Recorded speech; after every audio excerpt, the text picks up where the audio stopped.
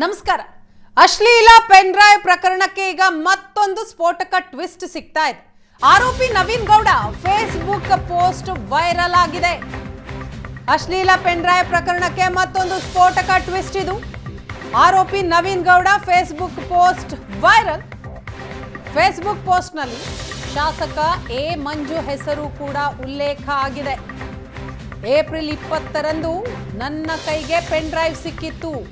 ಅದನ್ನ ಏಪ್ರಿಲ್ 21ರಂದು ಶಾಸಕ ಎ ಮಂಜುಗೆ ಕೊಟ್ಟಿದ್ದೇನೆ. ಅರಕಲಗೂಡು ಮಾರುತಿ ಕಲ್ಯಾಣ ಮಂಟಪದಲ್ಲಿ ನೀಡಿದ್ದೇನೆ. HDK ಹೇಳಿದ ಹಾಗೆ ವಿಡಿಯೋ ವೈರಲ್ ಹಿಂದೆ ಮಹಾನಾಯಕ ಅರಕಲಗೂಡು ಶಾಸಕರೇ ಇರಬಹುದು ಅಂತ ಆರೋಪಿ ನವೀನ್ ಗೌಡ ಫೇಸ್ಬುಕ್ ಪೋಸ್ಟ್ ಮಾಡಿದಂಥದ್ದು ಈಗ ವೈರಲ್ ಆಗಿದೆ. ಆರೋಪಿ ನವೀನ್ ಗೌಡ ಮಾಡಿದ್ದಂತಹ ಪೋಸ್ಟ್ ಏನಿದೆ ಅದು ಎಲ್ಲೆಡೆ ವೈರಲ್ ಆಗ್ತಾ ಇದೆ, ಬಹಳ ಸದ್ದು ಮಾಡ್ತಾ ಇದೆ.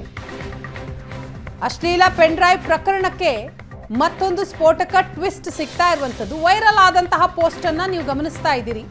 ಏಪ್ರಿಲ್ 20ರಂದು ನನಗೆ ರಸ್ತೆಯಲ್ಲಿ ಸಿಕ್ಕಿದ್ದಂತಹ ಪೆನ್ ಡ್ರೈವ್ ಅನ್ನ ಅರಕಲಗೂಡು ಶಾಸಕರಾದ ಎ ಮಂಜು ಅವರಿಗೆ ಏಪ್ರಿಲ್ 21ರಂದು ಅರಕಲಗೂಡಿನ ಮಾರುತಿ ಕಲ್ಯಾಣ ಮಂಟಪದಲ್ಲಿ ನೀಡಿದ್ದೇನೆ.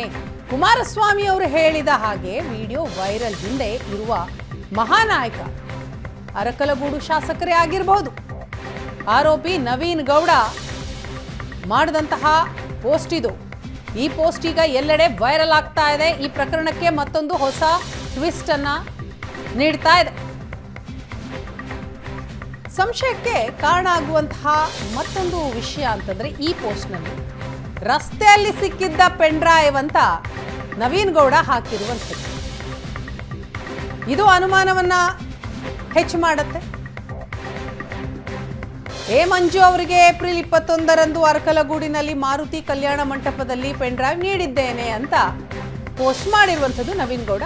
ಈ ಬಗ್ಗೆ ಹೆಚ್ಚಿನ ಮಾಹಿತಿಯನ್ನ ಕೊಡ್ತಾರೆ ನಮ್ಮ ಹಾಸನ ಪ್ರತಿನಿಧಿ ಹರೀಶ್. ಇದೀಗ ನಮ್ಮ ಜೊತೆ ಸಂಪರ್ಕದಲ್ಲಿದ್ದಾರೆ. ಹರೀಶ್, ಏನಿದು ಅಶ್ಲೀಲ ಪೆನ್ ಡ್ರೈವ್ ಪ್ರಕರಣಕ್ಕೆ ಕ್ಷಣಕ್ಕೊಂದು ಟ್ವಿಸ್ಟ್ ಸಿಗ್ತಾ ಇರುವಂಥದ್ದು. ಈಗ ನವೀನ್ ಗೌಡ ಹಾಕಿದಂತಹ ಆ ಪೋಸ್ಟ್ ರಸ್ತೆಯಲ್ಲಿ ಸಿಕ್ಕಂತಹ ಪೆನ್ ಡ್ರೈವ್ ಅನ್ನ ಅರಕಲಗೂಡು ಶಾಸಕರಿಗೆ ಕೊಟ್ಟಿದ್ದೇನೆ ಅಂತ ನಂಬೋದಕ್ಕೆ ಕಷ್ಟ, ಅನುಮಾನ ಇನ್ನೂ ಜಾಸ್ತಿ ಆಗುತ್ತಲ್ವಾ?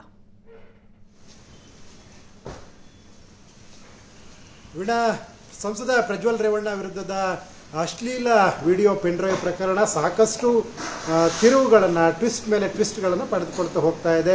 ಒಂದು ಕಡೆ SIT ತನಿಖೆಯನ್ನು ಚುರುಕುಗೊಳಿಸಿದೆ. SIT ವಿಡಿಯೋ ವೈರಲ್ ಮಾಡಿದವರನ್ನು ಸಹ ಈಗಾಗಲೇ ವಶಕ್ಕೆ ಪಡೆದು ವಿಚಾರಣೆಯನ್ನು ನಡೆಸ್ತಾ ಇದೆ.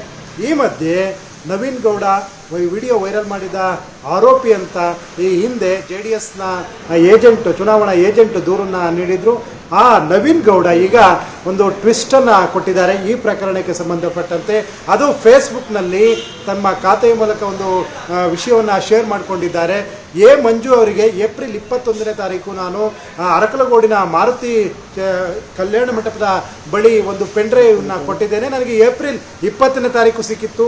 ಆ ಪೆನ್ ಡ್ರೈವನ್ನು ನಾನು ಏಪ್ರಿಲ್ 21ರಂದು ಎ ಮಂಜು ಅವರಿಗೆ ಕೊಟ್ಟಿದ್ದೀನಿ ಅನ್ನುವಂತಹ ಒಂದು ಪೋಸ್ಟನ್ನು ಹಾಕಿದ್ದಾರೆ. ಈ ಪೋಸ್ಟು ಒಂದು ರೀತಿ ಈ ಪ್ರಕರಣವನ್ನು ಒಂದು ರೀತಿ ತಿರುವು ಕೊಡುವಂತಹ ಒಂದು ಪೋಸ್ಟ್ ಆಗಿದೆ. ಏಕೆಂದರೆ ಈ ಹಿಂದೆ DK ಶಿವಕುಮಾರ್ ಇದೆ ಅಂತ ಈ ಹೇಳಿಕೆಯಲ್ಲಿ ನವೀನ್ ಗೌಡ ಹೇಳಿರುವಂತಹದ್ದು HD ಕುಮಾರಸ್ವಾಮಿ ಹೇಳಿದಂತಹ ಆ ಮಹಾನಾಯಕ ಇವರೇ ಇರಬಹುದೇನೋ ಅನ್ನುವಂತಹ ಒಂದು ಹೇಳಿಕೆಯನ್ನು ತನ್ನ ಪೋಸ್ಟ್ ನಲ್ಲಿ ಹಂಚಿಕೊಂಡಿದ್ದಾರೆ ನವೀನ್ ಗೌಡ. ಈ ಮೂಲಕ ಪೆನ್ಡ್ರೈವ್ ಪ್ರಕರಣ ಯಾವೆಲ್ಲ ದಿಕ್ಕುಗಳನ್ನು ಪಡೆದುಕೊಳ್ತಾ ಇದೆ, ತಿರುವುಗಳನ್ನು ಪಡೆದುಕೊಳ್ತಾ ಇದೆ ಅನ್ನುವಂಥದ್ದಕ್ಕೆ ಇನ್ನೂ ಸಹ ಯಾವುದು ಎಂಡಿಲ್ಲ ಅನ್ನುವಂತಹದ್ದು ಈ ಒಂದು ಪೋಸ್ಟ್ನಿಂದ ಗೊತ್ತಾಗ್ತದೆ. ಎ ಮಂಜು ಅವರ ಹೆಸರನ್ನು ಸಹ ಈ ಒಂದು ಪ್ರಕರಣದಲ್ಲಿ ಅಂದರೆ ಪೆನ್ ಡ್ರೈವನ್ನು ಏಪ್ರಿಲ್ 21ನೇ ತಾರೀಕು ಮಾರುತಿ ಕಲ್ಯಾಣ ಮಂಟಪದ ಬಳಿ ನೀಡಿದ್ದೇನೆ ಅನ್ನುವಂತಹ ಮಾತನ್ನು ನವೀನ್ ಗೌಡ ಈ ಒಂದು ಪೋಸ್ಟ್ನಲ್ಲಿ ಹೇಳಿಕೊಂಡಿರುವಂತಹದ್ದು. ಈ ಆಯಾಮದಲ್ಲೂ ಸಹ ತನಿಖೆ ನಡೆಸುವ ಸಾಧ್ಯತೆ ಇದೆ. ಆದರೆ ಇದು ಎಷ್ಟು ಸತ್ಯ, ಎಷ್ಟು ಸುಳ್ಳು, ಈ ಪೋಸ್ಟ್ ಹಿನ್ನೆಲೆ ಏನು, ನವೀನ್ ಗೌಡ ಆ ದಿನ ಎಲ್ಲಿ ಭೇಟಿಯಾಗಿ ಕೊಟ್ಟರು, ಇವೆಲ್ಲ ಪ್ರಶ್ನೆಗಳಿಗೂ ಸಹ ನವೀನ್ ಗೌಡ್ರೆ ಉತ್ತರವನ್ನ ಕೊಡಬೇಕಾಗುತ್ತೆ. ಹಾಗೆ ಸದ್ಯಕ್ಕಂತೂ ತನ್ನ ಪೋಸ್ಟ್ ಮೂಲಕ ನವೀನ್ ಗೌಡ ಮಾಹಿತಿಯನ್ನು ಹಂಚಿಕೊಂಡಿದ್ದಾರೆ. 3:45 ಪೋಸ್ಟ್ ಮಾಡಿದ್ದಾರೆ ನವೀನ್ ಗೌಡ ತನ್ನ ಎಫ್ ಯಲ್ಲಿ ಪೋಸ್ಟ್ ಮಾಡಿ, ಎ ಮಂಜು ಅವರಿಗೆ ಏಪ್ರಿಲ್ 21ನೇ ತಾರೀಕು ನನಗೆ ಒಂದು ಪೆನ್ಡ್ರೈವ್ ಸಿಕ್ಕಿತ್ತು, ಆ ಪೆನ್ಡ್ರೈವನ್ನು ಎ ಮಂಜು ಅವರಿಗೆ ಅರಕಲಗೂಡಿನ ಮಾರುತಿ ಕಲ್ಯಾಣ ಮಂಟಪದ ಬಳಿ ತಲುಪಿಸಿದ್ದೇನೆ ಅನ್ನುವಂತಹ ಒಂದು ಹೇಳಿಕೆಯನ್ನು ತನ್ನ ಪೋಸ್ಟ್ನಲ್ಲಿ ಹಂಚಿಕೊಂಡಿದ್ದಾರೆ.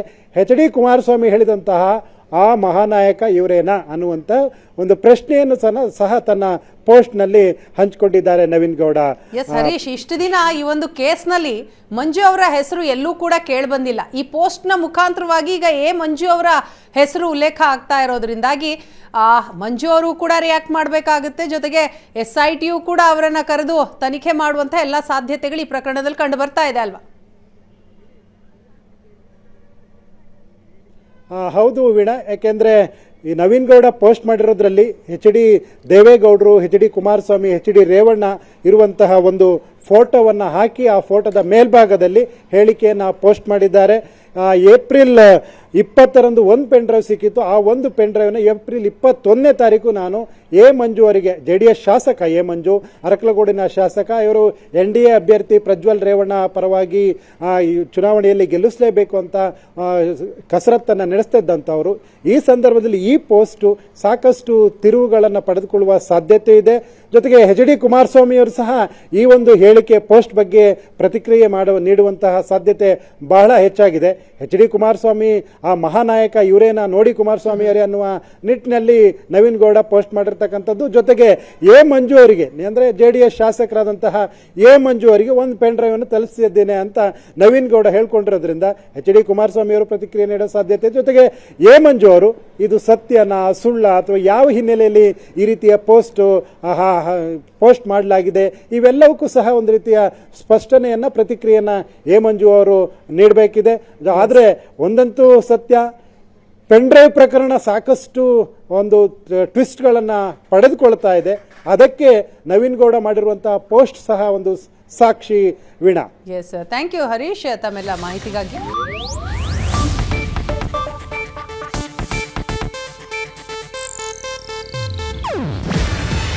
ಇದು ಏಷ್ಯಾನೆಟ್ ನ್ಯೂಸ್ ನೆಟ್ವರ್ಕ್ ಪ್ರಸ್ತುತಿ. ನೀವು ನೋಡ್ತಿದ್ದೀರಾ ಏಷ್ಯಾನೆಟ್ ಸುವರ್ಣ ನ್ಯೂಸ್.